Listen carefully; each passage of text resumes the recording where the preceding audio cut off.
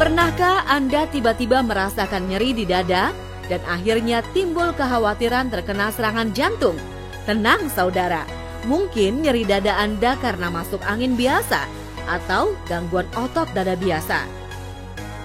Penyakit jantung merupakan kondisi di mana jantung mengalami gangguan. Kondisi ini membuat jantung tidak dapat berfungsi dengan baik sebagaimana mestinya. Salah satu penyakit jantung yang banyak ditemui di masyarakat adalah penyakit jantung koroner.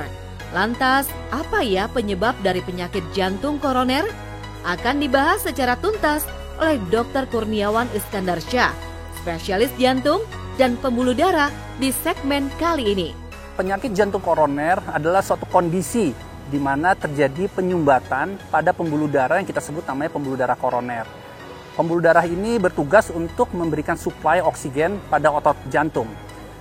Adanya sumbatan membuat aliran pembuluh darah di koroner akan membuat otot jantung kekurangan oksigen. Ini yang dirasakan oleh pasien rasa sakit dada.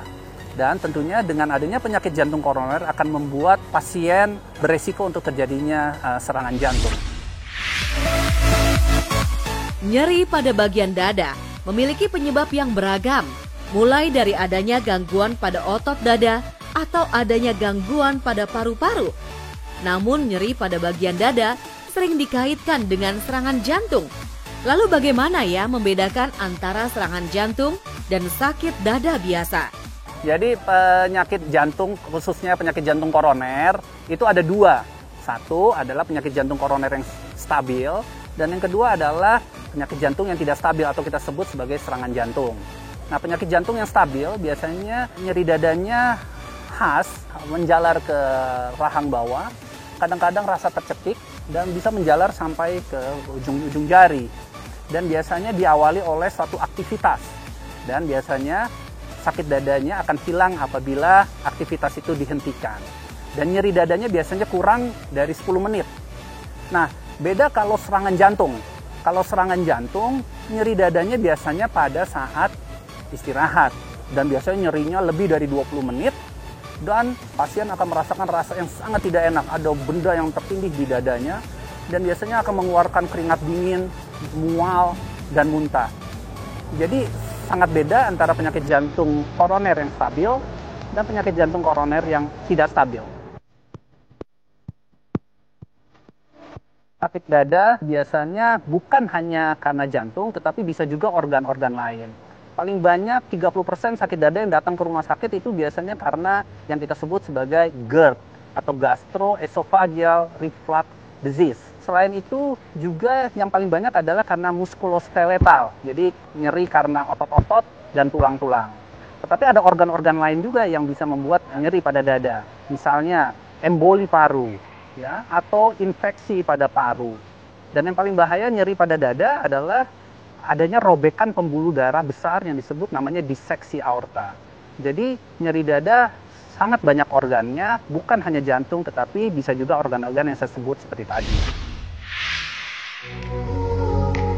Rasa nyeri yang timbul pada bagian dada tidak selalu tanda dari penyakit jantung, namun juga bisa disebabkan oleh penyakit lain. Dr. Kurniawan, lantas apa ciri dari nyeri pada bagian dada yang bukan penyakit jantung? Ada perbedaan antara sakit dada karena penyakit jantung koroner dan bukan jantung atau organ-organ lain. Biasanya nyeri dada yang bisa ditunjuk oleh satu jari atau pointing atau titik-titik tertentu itu khas bukan dari nyeri dada karena jantung koroner. Ya.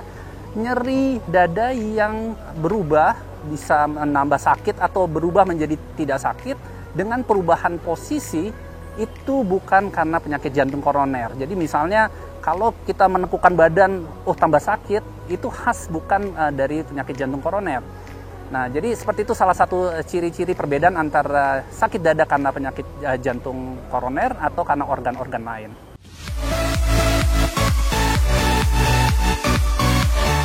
Sakit dada itu bisa bermacam-macam penyebabnya.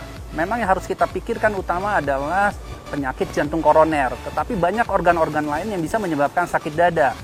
Yang paling banyak yang datang ke rumah sakit dada biasanya 30% itu karena penyakit yang kita sebut sebagai GERD atau gastroesophageal reflux disease. atau penyakit lambung. Bisa juga karena penyakit muskuloskeletal atau penyakit karena otot atau tulang. Dan juga ada organ-organ lain yang bisa menyebabkan sakit dada seperti radang pada paru-paru, emboli paru, atau penyumbatan dari pembuluh darah paru.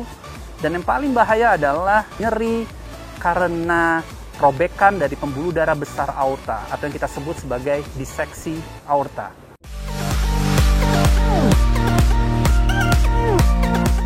Jadi ada gejala yang kadang-kadang diabaikan oleh pasien, seakan-akan dia tidak merasa itu sebagai penyakit jantung koroner, yaitu apa? Nyeri dada pada epigastrium atau ulu hati. Seringnya pasien merasa nyeri pada ulu hati itu disebabkan karena penyakit lambung. Padahal salah satu gejala dari penyakit jantung koroner adalah nyeri ulu hati. Lalu bagaimana kita bisa membedakannya? Disitulah kita harus melakukan check up. Ya, apabila kita terlalu sering merasa nyeri ulu hati dan biasanya diawali oleh aktivitas yang berat, ada baiknya kalian semua datanglah check up ke dokter untuk menentukan apakah ini penyakit jantung koroner atau tidak. Nanti dokter akan melakukan pemeriksaan. Pemeriksaan yang paling sederhana adalah yang disebut namanya treadmill test. Dari situ kita bisa menentukan apakah ada gejala penyakit jantung koroner atau tidak dengan gejala yang kita alami yaitu ulu hati. Bagaimana? Sudah dijelaskan tentang perbedaan nyeri pada bagian dada akibat serangan jantung dan juga sakit dada biasa. Nah, agar terhindar dari penyakit jantung koroner, Dr. Kurniawan punya tipsnya untuk Anda. Yuk kita simak. Untuk pasien-pasien yang sudah terkena penyakit jantung koroner, ada baiknya kita melakukan yang disebut namanya pencegahan sekunder. Apa itu pencegahan sekunder? Yaitu pencegahan jangan sampai pasien-pasien yang sudah terkena penyakit jantung koroner kembali lagi terkena serangan jantung. Nah, apa yang harus dilakukan? Pertama adalah merubah gaya hidup sehat kita. Apa sih gaya hidup sehat itu? Pertama, olahraga yang teratur. Ini penting sekali dilakukan oleh orang-orang dengan atau pasien-pasien dengan penyakit jantung koroner. Kedua adalah pola makan yang baik. Pola makan yang baik tentunya yang ideal adalah rendah lemak, rendah garam, dan banyak sayur dan buah. Dan yang merokok itu harus berhenti merokok. Obesitas atau kegemukan harus dikelola sedemikian rupa agar kita ideal berat badan. Nah, dengan melakukan pencegahan sekunder, dengan melalui gaya hidup sehat, kita berharap kejadian serangan jantung ulangan akan terhindar. Dan yang paling penting adalah minum obat secara teratur yang diberikan oleh dokter. Henti jantung dapat terjadi pada siapapun dan dimanapun. Setiap keterlambatan dalam 1 menit melakukan bantuan hidup dasar dapat menurunkan angka harapan hidup sebanyak 10%. Bantuan hidup yang dilakukan sebelum mencapai rumah sakit dapat meningkatkan angka harapan hidup sebanyak 2 kali. Henti jantung merupakan suatu kondisi di mana jantung gagal memompa darah untuk memenuhi kebutuhan tubuh. Apa yang harus kita lakukan jika kita menemui kondisi tersebut? Pertama, jangan panik. Kedua, amankan diri, amankan korban, dan juga amankan lingkungan. Ketiga, cek kesadaran pasien dengan cara menepuk-nepukkan bahu atau menggoyangkan bahu penderita. Keempat, cek denyut nadi. Jika tidak teraba, segera panggil bantuan. Segera lakukan kompresi dinding dada dengan kedalaman 5 cm sebanyak 100 kali per menit. Evaluasi setiap 2 menit dan minimal interupsi sampai ada respon dari penderita atau sampai bantuan datang.